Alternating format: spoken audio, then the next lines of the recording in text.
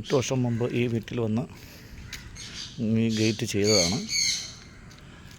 അതുപോലെ തന്നെ ഈ വീടിൻ്റെ ഫുൾ വർക്ക് GI പൈപ്പാണ്. Full work GI പൈപ്പാണ്.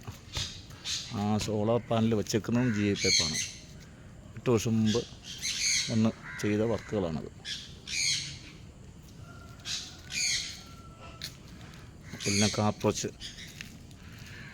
ഈ ഡിസൈന്, അതൊക്കെ ഡിസൈന് എല്ലാം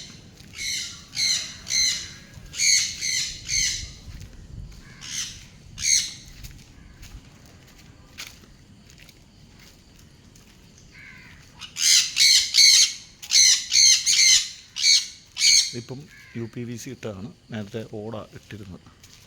ഇപ്പം UPVC ഇട്ടേക്കുന്നത്. ചൈന ഓടായിരുന്നു ആദ്യമേ.